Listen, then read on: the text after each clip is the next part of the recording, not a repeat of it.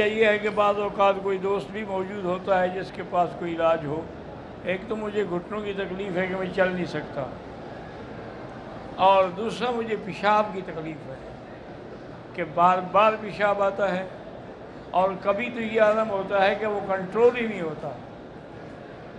تو یہ اللہ کا کرم ہے کہ اللہ کے قرآن کی برکت سے پتہ نہیں درس اتنی تھوڑی دیر کے لیے کیسے ہو جاتا ہے۔ یہ صرف اللہ کی رحمت ہے اور عنایت ہے۔ اور دوسرا، میں حد ظہر کے بعد سے پانی پینا بند کر دیتا ہوں تاکہ بھی حرم میں تکلیف نہ ہو۔ تو اگر بہرحال کسی دوست کے پاس، مجھے یاد ہے یہی تکلیف مجھے ہوئی تھی کئی سال پہلے،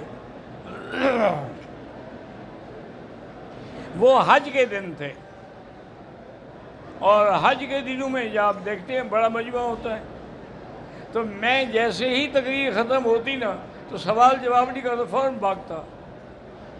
ایک بزرگ آئے میرے پاس، یہ حضرت آپ کیوں چلے جاتے ہیں؟ میں نے کہا وہ یہ پیشاب کی تکلیف ہے۔ کہنے کہ میں آپ کو ایک نسخہ لکھ دیتا ہوں، بنا تو میں سکتا نہیں۔ انہوں نے نسخہ لکھا، اس میں ایک جز جو تھی نا جی، وہ تھی اپنا، اس کو کہتے ہیں نا، اللہ رحمت کرے، اب مجھے بھی اس کا نام بھول رہا ہے، پہاڑوں سے آتی ہے،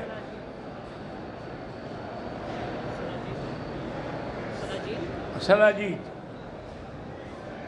تو میں نے کہا حضرت آپ تکلیف نہ کریں، یہاں سلاجید کہاں ملتی ہے؟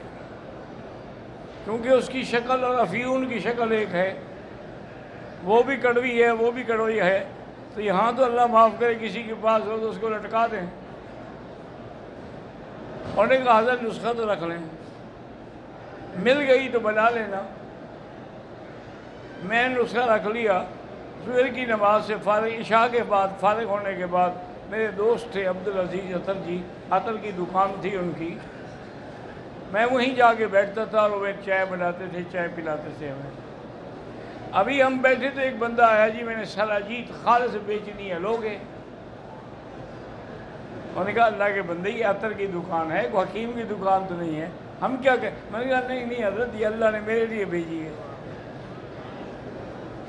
تو 50 ریال اس نے لیا، وہ ہمیں دے دی۔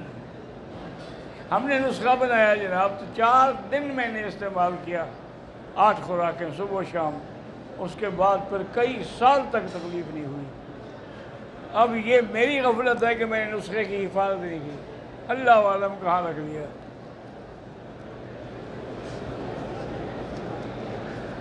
کہتے ہیں جی کہ نہانے کے بعد، غسل کرنے کے بعد آدمی کا وضو ہو جاتا ہے، اگر پہلے نیت کر لے تو ہو جاتا ہے، یعنی پہلے نیت کرے، وضو کرے، پھر غسل کر لے، نیت نہ کرے پھر نہیں ہوگا۔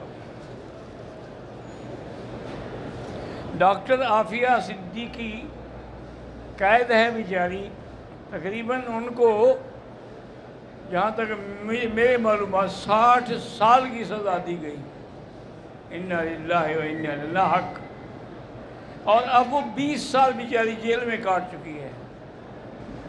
ابھی بھی وہاں ایک سینیٹر ہیں، وہ بیچارے کوشش کر رہے ہیں، ان کی ہمشیرہ کو ساتھ لے کے گئے ہیں، ملاقات تو ہوئی ہے، اس کے علاوہ اور کچھ نہیں۔ اور وہ ملاقات بھی ایسے ہوتی ہے کہ درمیان میں شیشہ ہوتا ہے، آپ ادھر کھڑے ہو کے بات کر رہے ہیں۔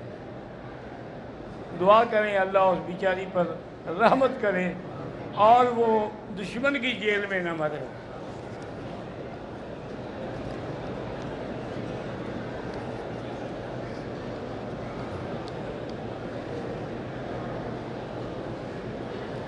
اگر کوئی آدمی کسی مجبوری کے تابع مینا اور مزدلفہ نہیں جا سکا، لیکن عرفات میں وہ سارا دن رہا، بھئی حج اس کا ہو جائے گا لیکن دم پڑ جائے گی، کیونکہ مزدلفہ کا وجوب جو ہے وہ واجب ہے، قیام جو ہے وہ واجب ہے، تو وہ دم دے دے، باقی حج عرفات کا نام ہے، الحج عرفہ۔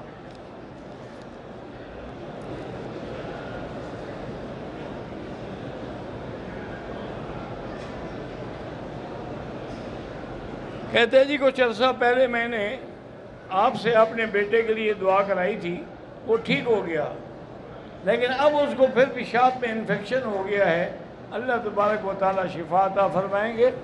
میں خود اسی تقریب میں بیٹھا ہوں، لیکن بہرحال زیادہ سے زیادہ پانی پلائیں اور زیادہ سے زیادہ خربوزے کا عصیر بنا کے پلائیں تو انشاءاللہ ٹھیک ہو جائے گا۔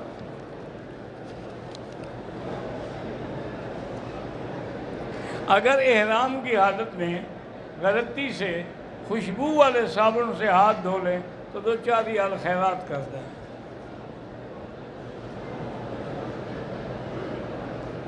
ہم لوگ عرفات میں کام کر رہے ہیں، ہم حج کرنا چاہیں تو احرام آپ کو حدود حرم میں آ کے باندھنا ہوگا۔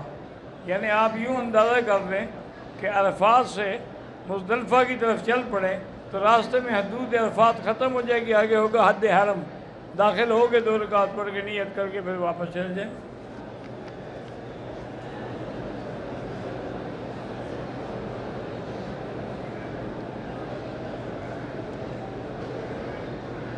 کہتا ہے جی میں ڈاکٹر ہوں، ہسپتال میں کام کرتا ہوں، آج کل ہماری بیٹیاں اور بہنیں جو ہیں پردے کا کم اہتمام کرتی ہیں، لباس بھی بڑا تنگ پہنتی ہیں۔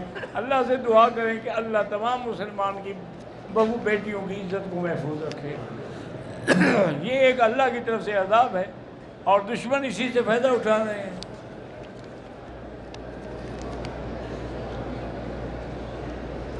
کہتے جی کہ پورے حدود حرم میں اگر نماز پڑھی جائے تو 1 کا لاکھ ملے گا۔ ہاں جی بالکل انشاءاللہ 1 کا لاکھ ملے گا، کیونکہ یہ حکم جو ہے پورے مسجد الحرام کے لیے ہے۔ فَوَلِّ وَجْهَكَ شَطْرَ الْمَسْجِدِ الْحَرَامِ۔ اسی طرح ہے کہ إِنَّمَا الْمُشْرِكُونَ نَجِسٌ فَلَا يَقْرَبُوا الْمَسْجِدَ الْحَرَامِ۔ حضور نے خواب دیکھا تھا، وہ بھی یہی تھا، لَقَدْ صَدَقَ اللَّهُ رَسُولَهُ الرُّؤْيَا لَنَدْخُلَنَّ الْمَسْجِدَ الْحَرَامَ آمِنِينَ مُحَلِّقِينَ رُؤُوسَكُمْ۔ تو کہیں بھی پورے حرم میں پڑھیں گے 1 کا لاکھ تو ملے گا، لیکن یہ نماز تھوڑی ملے گی، یہ تو پتہ نہیں کروڑوں کے حساب سے پڑھ جاتی ہے کہ اتنی بڑی جماعت، پھر خدا کا گھر، پھر اللہ کا کعبہ، پھر امام ماشاءاللہ ایسے قرآن پڑھنے والے کہ معلوم ہو کہ ابھی قرآن اتر رہا ہے۔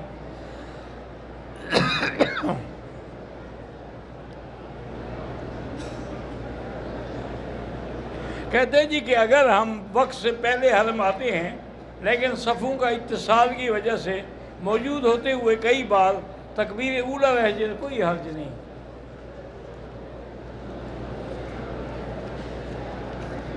ہمارے ملک میں مغرب کی اذان کے بعد نفل نماز نہیں پڑھتے، کیونکہ حنفی مسلک میں مغرب سے پہلے اذان کے بعد 2 رکعت پڑھنا جو ہے وہ درست نہیں ہے، لیکن باقی ائمہ جو ہیں وہ کہتے ہیں جائز ہے۔ اور یہاں چونکہ وقت بھی دیا جاتا ہے اور ہمارے ملک میں تو خیر وقت ہی نہیں ہوتا۔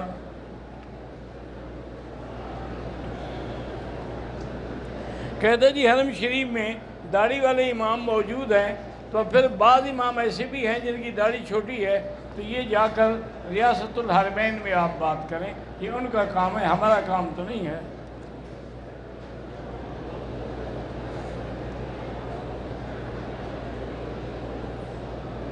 کہتے ہیں جی ہم حج پر آئے ہوئے ہیں، نیچے طواف نہیں کرنے دیتے، اوپر کا طواف کریں تو 5 کلومیٹر سفر بنتا ہے جو ہماری طاقت سے بالا تر ہے، تو ہم لوگ چادر باندھ کے اسی بہانے سے طواف کراتے ہیں، اللہ قبول کرے بس، اور کیا ہے۔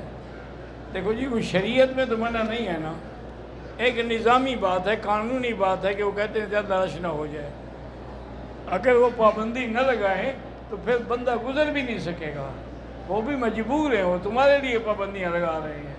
ربنا تقبل منا انک انت السمیع العلیم وتب علینا انک انت التواب الرحیم اللہم انک عفو کریم عظیم تحب العفو فاعف عنا اللہم انا نسألک العفو والعافیہ وتمام العافیہ وتمام العافیہ والشکر علی العافیہ اللہم متعنا باسماعنا وابصارنا واشرح صدورنا وأحينا بقواتنا ما أبقيتنا واجعله الوارث منا واجعل ثأرنا على من ظلمنا اللهم اقض حاجاتنا يا قاضي الحاجات يا سميع الدعاء يا مستجيب الدعوات یا اللہ تمام عالم اسلام کی حفاظت فرما، یا اللہ اس مظلومہ عافیہ صدیقی پر بھی رحم فرما، یا اللہ اس کی رہائی کے اسباب اپنی شان کن فیکون سے پیدا فرما۔